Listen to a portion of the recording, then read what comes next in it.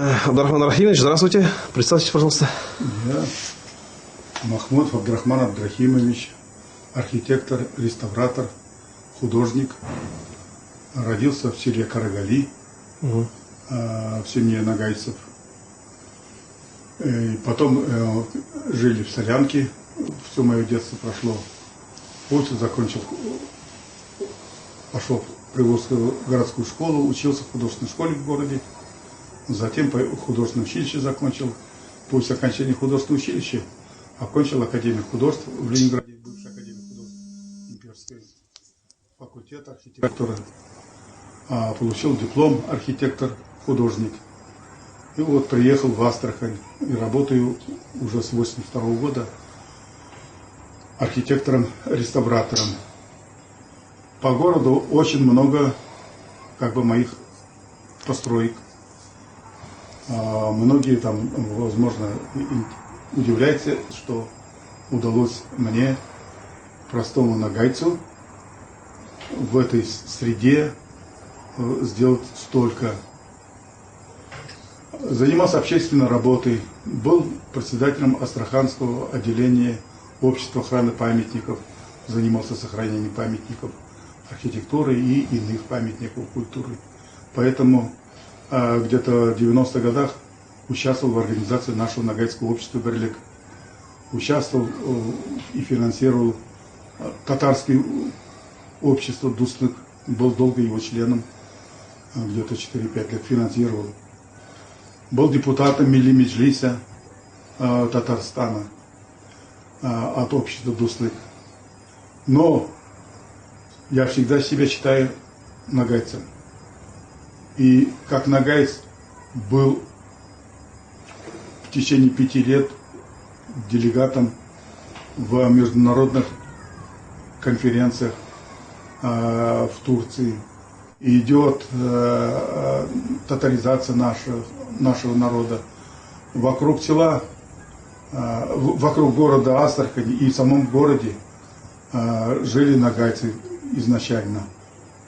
И со времен, это нагайцы остатки Золотой Орды населения.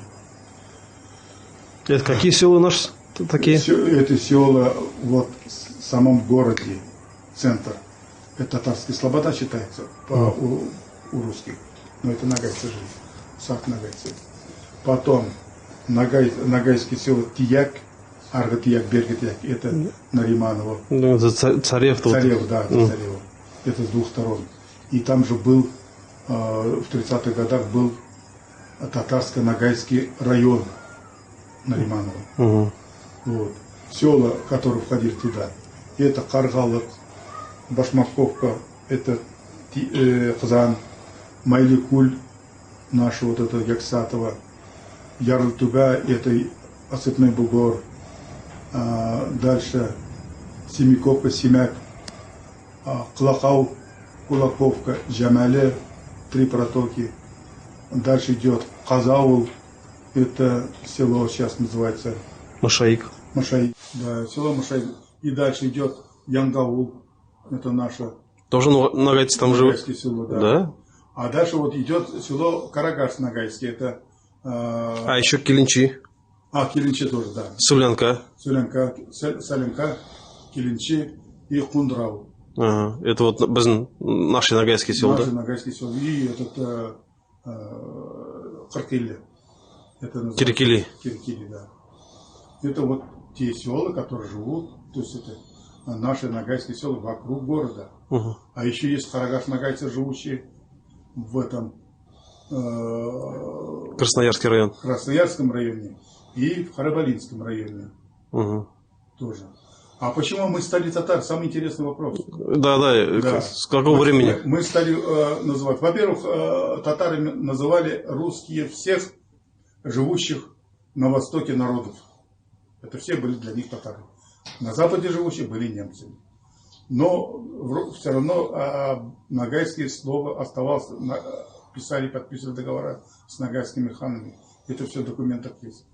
Ну вот, как мы стали в последнее время татарами, оказалось, что в 30-х годах сюда приезжал молодой ученый, сейчас он академик, Баскаков. Приехал сюда, и он написал со слов выдающегося нагайского деятеля культурного, со слов выдающегося культурного нагайского деятеля, нагайцы Астрахань себя считают татарами. И вот у меня родственник Абдулхамид Шашимбеевич Джанибеков, вот, памятник открыли на Приволжском затоне. Его дочь была живая, там Софья Татан, мы называем ее, наша родственница, моя тетка Софья. И мы с ней поехали в село Осыпный Бугор, там наши родственники живут. И там жил у нас дедушка, который как ходячий компьютер все знал великолепно. К нему приехал, я тетю Софью спрашиваю, а как вы не помните, говорит, вот Баскаков такой был академик, приезжал сюда ученый исследовать нагайцев, и написал, что со слов выдающегося, кто такой выдающийся нагайский просветитель, культурный деятель. И он говорит, да какой, говорит, это культурный деятель? Это, говорит, пробойца был. Ну, понимаете же, вы в то время большевики, кто были? Кто был ничем, тут стал всем. И вот эти, которые алкаши, влезли к власти, занимали посты и раскулачивали тех людей, которые трудились. Если бы там сегодняшние наши нагайцы попали в то время, мы все, кто выращивает помидоры под теплицами, то все кулаки были бы. Вот. И вот он говорит, и этот, говорит, пропойцы, говорит, они с этим, говорит, ученым целый месяц, говорит, пропили. Бухали, в общем, пробухал он всю свою эту экспедицию.